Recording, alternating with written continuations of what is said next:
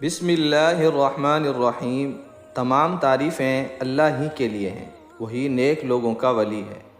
میں گواہی دیتا ہوں کہ اللہ کے سوا کوئی معبود برحق نہیں، وہ یکتا ہے، اس کا کوئی شریک نہیں۔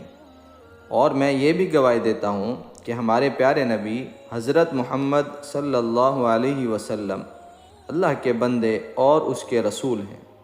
یا اللہ ان پر اور ان کی آل پر اور تمام صحابہ کرام رضی اللہ تعالی عنہم اجمعین پر رحمتیں اور سلامتی نازل فرما۔ السلام علیکم میرے وظائف آفیشل کے دوستوں، بھائیوں اور بہنوں۔ میں دعا گو ہوں اللہ پاک آپ سب کی پریشانیوں کو، مشکلات کو، بیماریوں کو دور فرمائے۔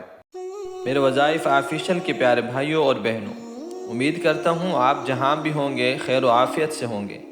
میری دعا ہے اللہ آپ کو سدا سلامت رکھے، صحت اور تندرستی والی لمبی زندگی عطا فرمائے، آمین۔ پیارے دوستو، آج جو میں وظیفہ آپ کے لیے لے کر حاضر ہوا ہوں، یہ عمل بہت ہی مجرب اور خاص ہے۔ اس سے آپ کے کام بہت جلد ہو جائیں گے انشاءاللہ۔ دوستو، اللہ کا کلام کیسے تاثیر رکھتا ہے، بشرطے کہ کامل یقین کے ساتھ وظائف کو کیا جائے۔ جب آپ یقین کے ساتھ وظیفہ کرتے ہیں تو آپ کو بہت جلد اس کے نتائج دیکھنے کو ملتے ہیں، اور جو وظیفہ بغیر یقینی سے کیا جائے تو ان کا فائدہ بہت کم ہوتا ہے۔ لہٰذا آپ نے بھی یہ عمل پورے یقین کے ساتھ کرنا ہے۔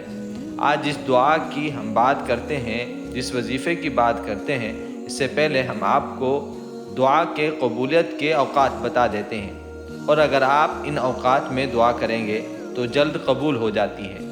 حضرت ابو ہریرہ رضی اللہ تعالیٰ عنہ کی روایت ہے، فرمایا رسول اللہ صلی اللہ علیہ وسلم نے کہ انسان سب سے زیادہ اپنے رب کے قریب سجدے کی حالت میں ہوتا ہے، اس لیے فرمایا کہ سجدے میں دعا کثرت سے کیا کرو۔ حدیث کا مفہوم ہے، رسول اللہ صلی اللہ علیہ وسلم سے پوچھا گیا کون سی دعا زیادہ قبول ہوتی ہے؟ آپ صلی اللہ علیہ وسلم نے فرمایا رات کے آخری حصے میں اور فرض نمازوں کے بعد مانگی جانے والی دعا۔ دوسری حدیث کا مفہوم ہے، رسول اللہ صلی اللہ علیہ وسلم نے فرمایا 2 وقتوں میں دعا رد نہیں کی جاتی، اذان اور اقامت کے درمیان مانگی جانے والی دعا، اور دوسری بارش کے وقت کی دعا۔ لوگوں نے حضور صلی اللہ علیہ وسلم سے پوچھا، یا رسول اللہ صلی اللہ علیہ وسلم، اس وقت ہم کیا مانگیں؟ آقا صلی اللہ علیہ وسلم نے فرمایا دنیا اور آخرت کی بھلائی مانگا کرو۔ پیارے بھائیوں، کبھی یہ الفاظ نہیں کہنے چاہیے کہ دعا قبول نہیں ہوتی۔ دوستو، یہ چند اوقات اور مقام دعا کے قبولیت کی تھے۔ پیارے بھائیوں، آئیں چلتے ہیں ہم اپنے اصل موضوع کی طرف۔ اس سے پہلے آپ تمام سے گزارش ہے، چینل پر نئے آنے والے میرے تمام دوست وظائف آفیشل چینل کو سبسکرائب بھی کریں اور ساتھ ہی گھنٹی کے بٹن کو بھی کلک کر دیں، تاکہ روزانہ کی اچھی ویڈیو اور اسلامی معلومات آپ کو ملتی رہیں۔ اور اگر آپ ہماری خاص دعا میں شامل ہونا چاہتے ہیں تو کمنٹس میں اپنا نام ضرور لکھیں۔ جزاک اللہ خیر۔ دوستو، ہم بات کر رہے تھے دعا کی۔ یہ ایسی دعا ہے، اس کو دعائے یونس بھی کہا جاتا ہے۔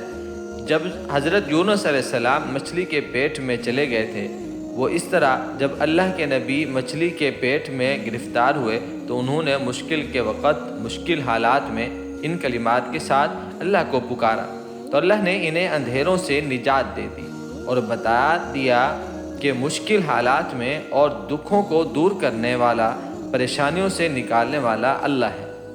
جب حضرت یونس علیہ السلام نے آیت کریمہ لا الہ الا انت سبحانک انی کنت من الظالمین کا ورد کرنا شروع کیا تو اللہ نے ان کو رہائی عطا فرمائی۔ تو بھائیوں اور بہنوں، اگر آپ چاہتے ہیں کہ آپ کی ہر دعا قبول ہو تو آپ نے دعا مانگنے سے پہلے کثرت سے اس آیت کریمہ کا ورد کرنا ہے، کیونکہ جس دعا کے شروع میں آیت کریمہ لا الہ الا انت سبحانک انی کنت من الظالمین پڑھی جاتی ہے تو وہ دعا رد نہیں ہوتی۔ تو دوستو، اس عمل کو کرنے کے لیے چند باتیں بتاتا چلوں۔ آپ نے جب بھی آیت کریمہ یا دعا کریں تو آپ نے یقین کے ساتھ کرنی ہے، اس لیے کہ جو دعا بغیر یقینی اور بے توجہ سے کی جائے وہ ہوا میں گم ہو جاتی ہے۔ رزق حلال کا استعمال کریں، کیونکہ رزق حرام عمل میں رکاوٹ پیدا کرتا ہے۔ دوستو، یہ تھی آج کی ہماری ویڈیو۔ امید کرتا ہوں کہ اچھی لگی ہوگی۔ اگر اچھی لگی ہو تو ایک لائک ضرور کر دیں۔ اللہ سے دعا ہے اللہ ہم سب کا حامی و ناصر ہو۔ السلام علیکم ورحمۃ اللہ وبرکاتہ۔